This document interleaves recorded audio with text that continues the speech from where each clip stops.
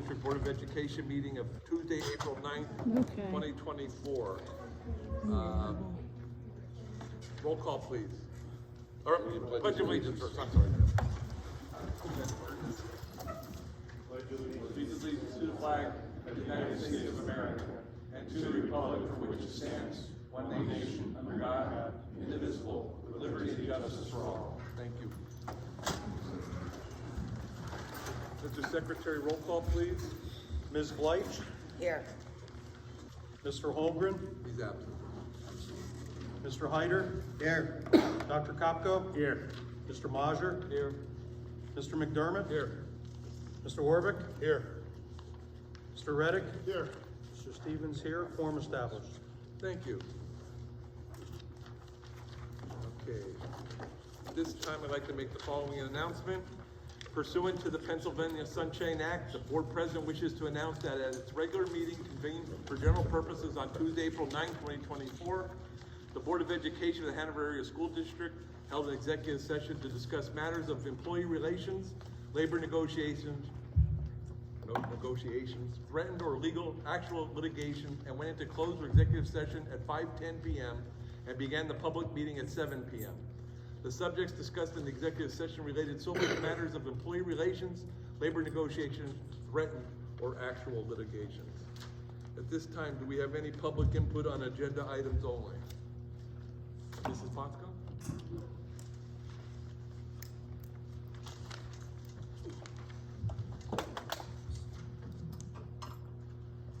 Marianne Potsko, Hanover Township. What I'm going to bring up right now is this procedure that you have, or you plan on implementing. It sounds like the suicide awareness and prevention information. First of all, I'd like to know how many actual cases of suicide or suicide prevention have you been involved with in the past 2 years? I'm not asking names, I'm just asking how many instances you've had that you've had to deal with a suicidal student. Can we talk about that, Mark? I don't think you can if it involves personal protective information.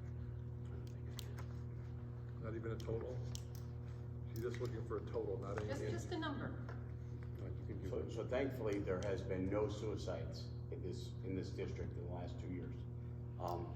We consistently have students on a weekly basis considered in crisis.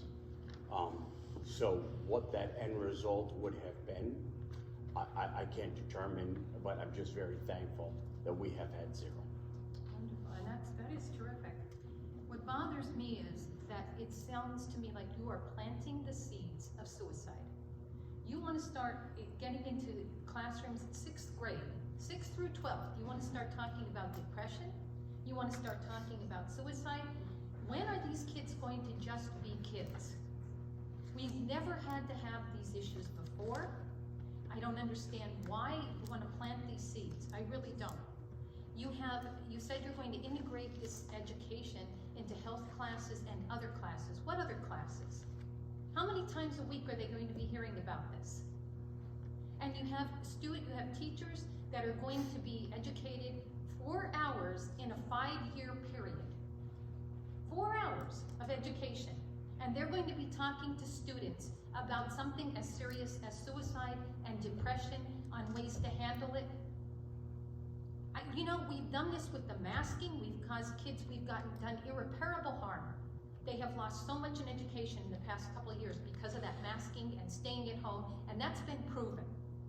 And then we come into transgendering, and we're putting ideas in kids' heads about, maybe you're not a boy, maybe you're not a girl. Kids that would have never thought about these things.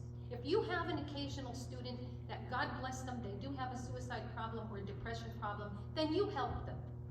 But for this kind of nonsense to be paid for by the taxpayers, and to have this put into the kids' brains, in their minds now, I think is just disgusting. I really do. I don't see any reason for it. I don't see that it's going to benefit anybody. I don't even see it's going to benefit a child that is really having a problem.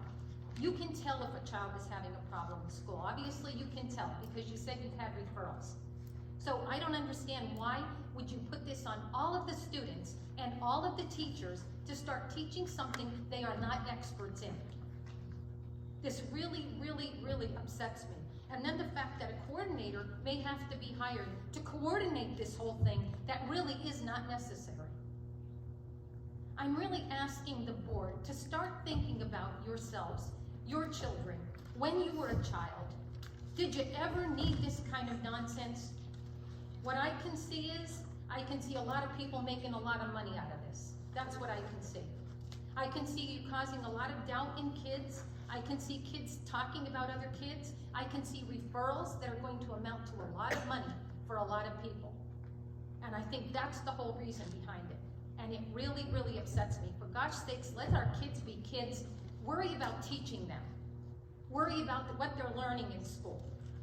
This was never necessary, and I don't believe it's necessary now. And if you look at all of the information that is in the proposed agreement, it's absolutely ridiculous.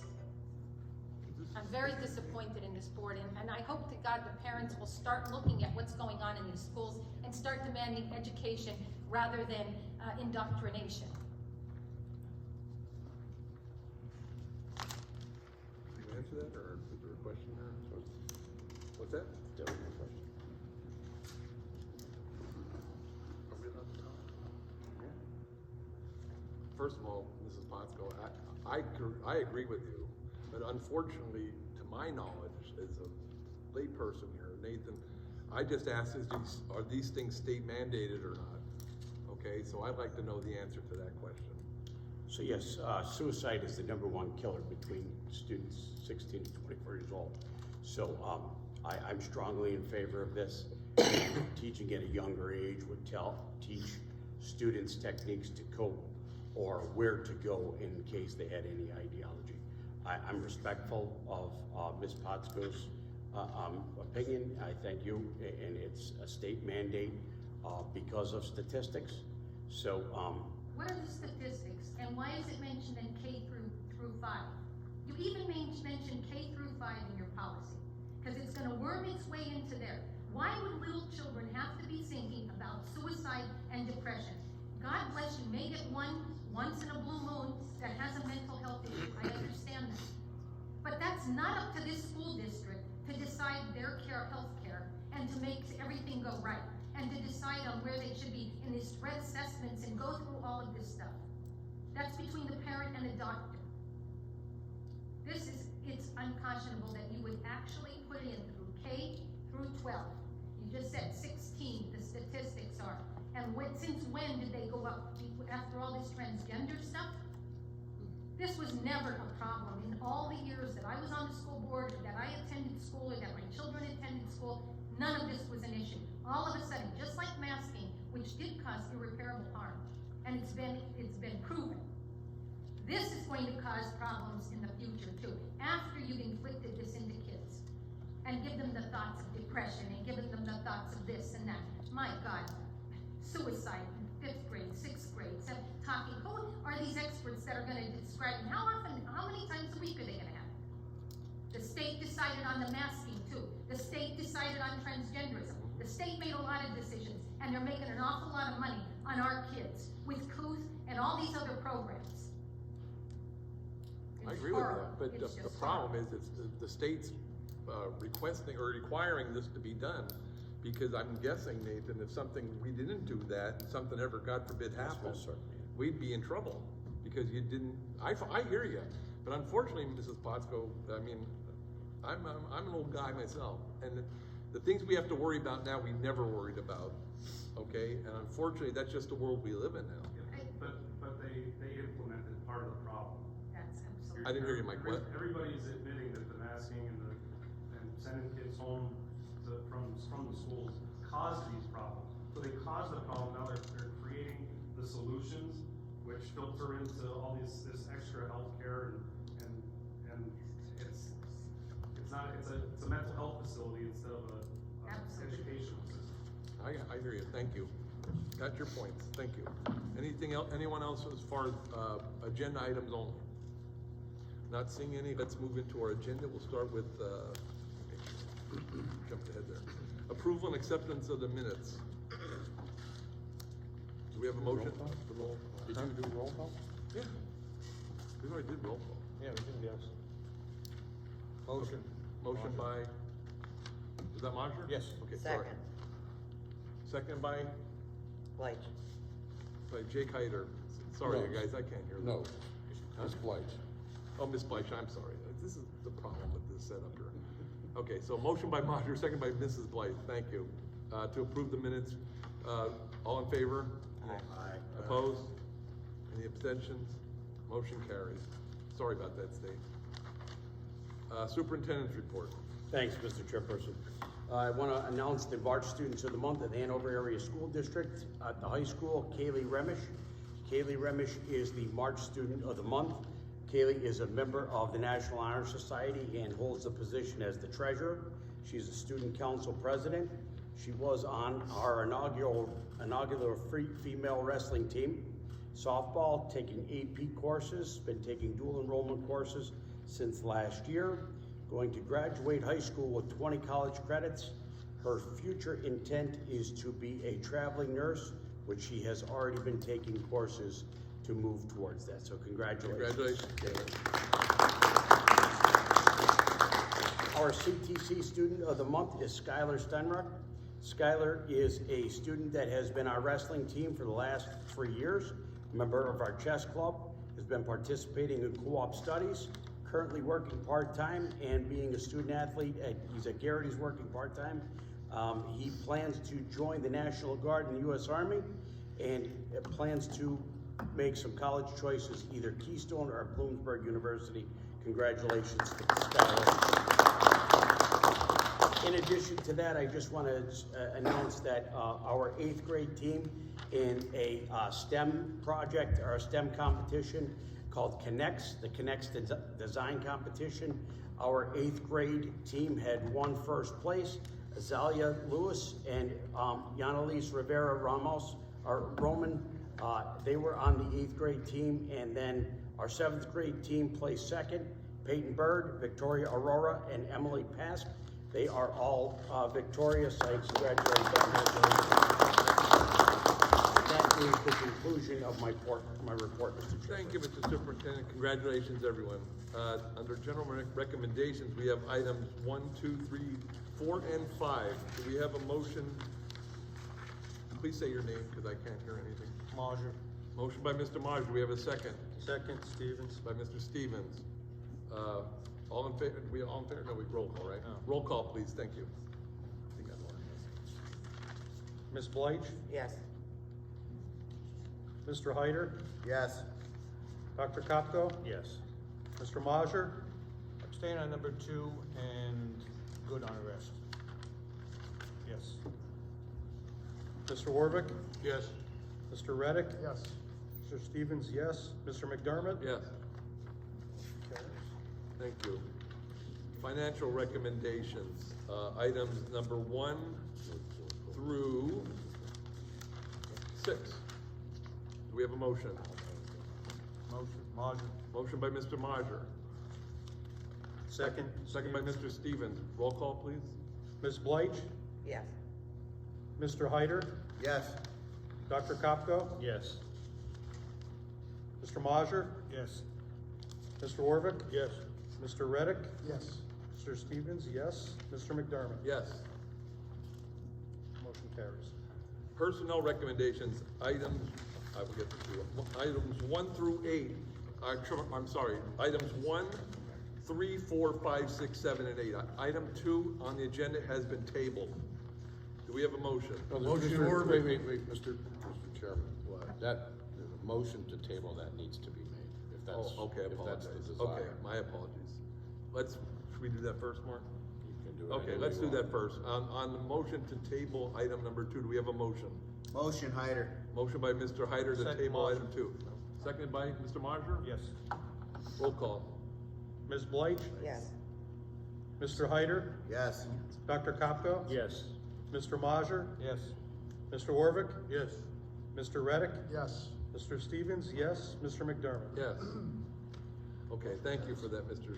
Solicitor, appreciate that. Yes, sir. And under items 1, 3, 4, 5, 6, 7, and 8. Mr. Barrett, you have something to say?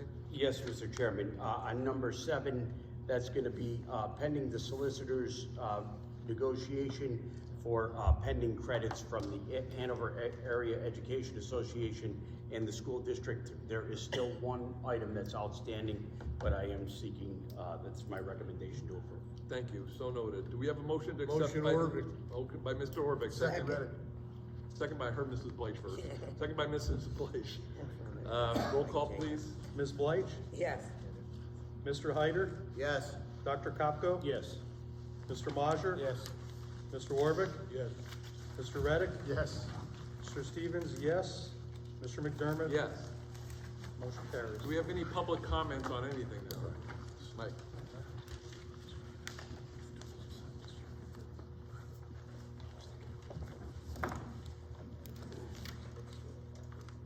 Mike Potsko, Hanover Township. I'd just like to clarify something. The state cannot require a local government to institute any policy. This is an autonomous local government. You can choose or choose not to implement any policy, any portion of a policy, and that is how that's how the Commonwealth was established. They can threaten to withhold funds. They can do different things like that. The federal government blackmailed schools across the country when they tried to remove hunting and shooting type programs and threatened to withhold food money going to students. That's a way that they can pressure local governments into doing what they want. So no, the state cannot require.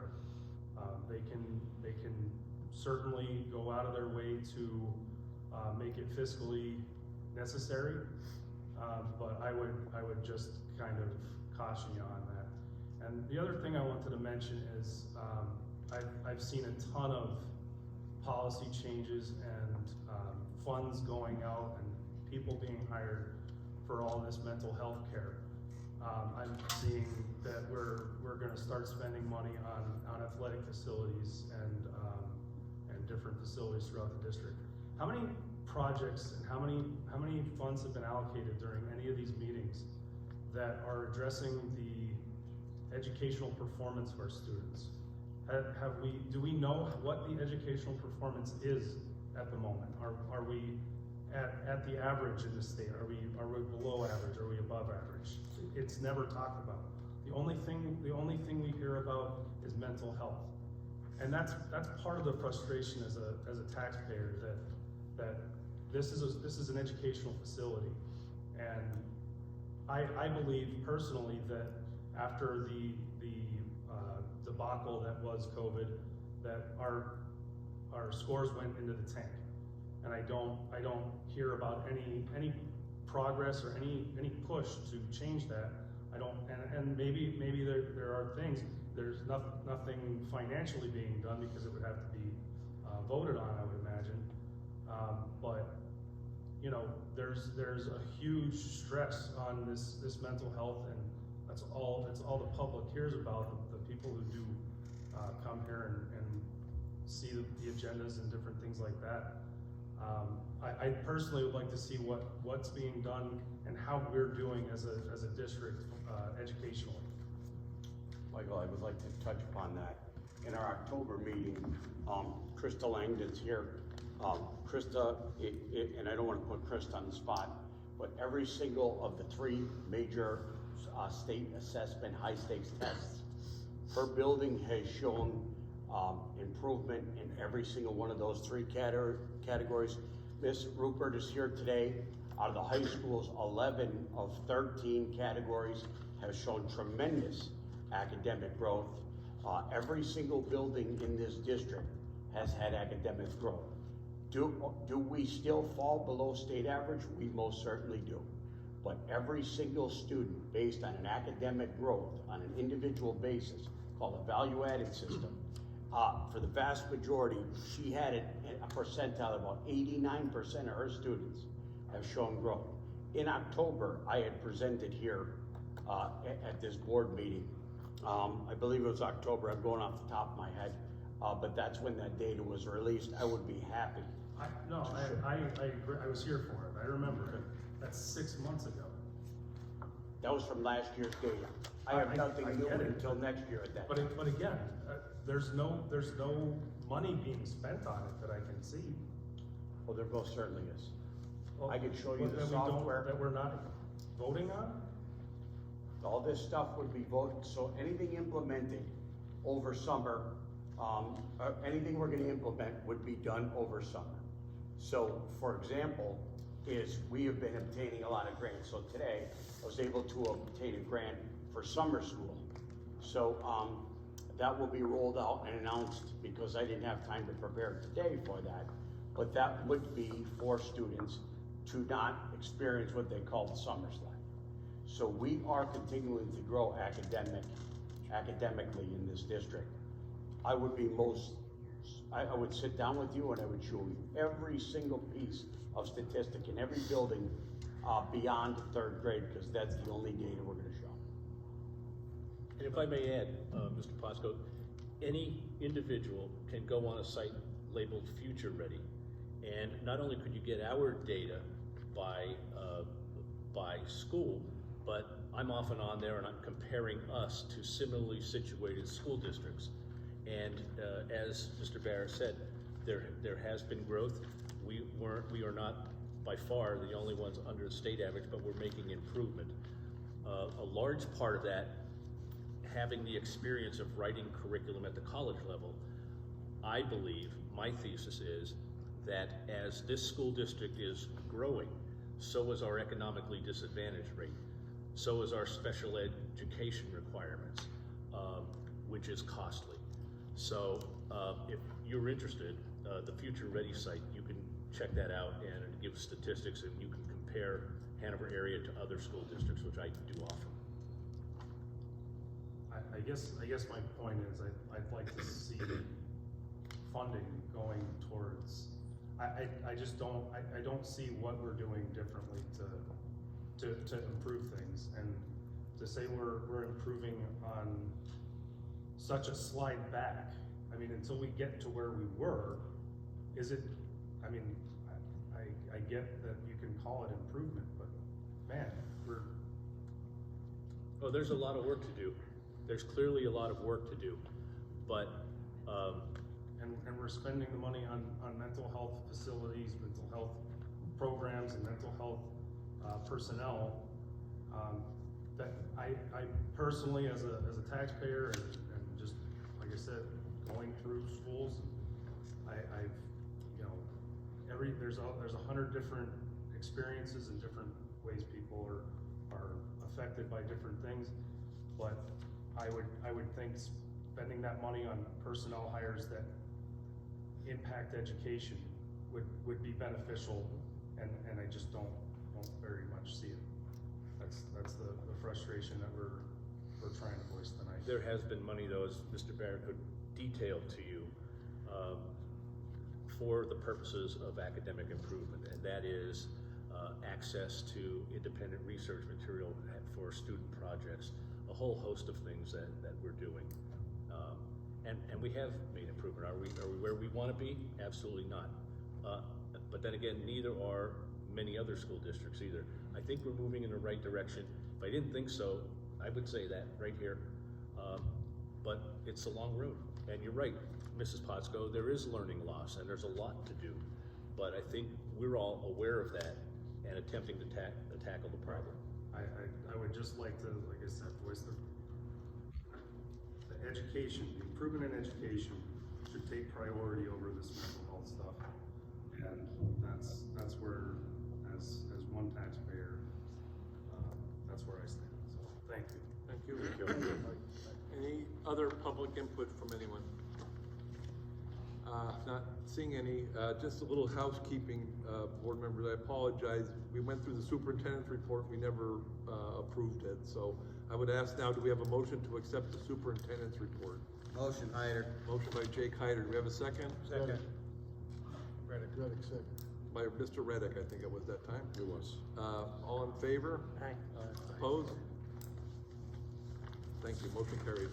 One thing real quick, ladies and gentlemen, I didn't even get a chance to talk to the board about this, but I talked to Mr. Barrett this afternoon about this, just really quickly.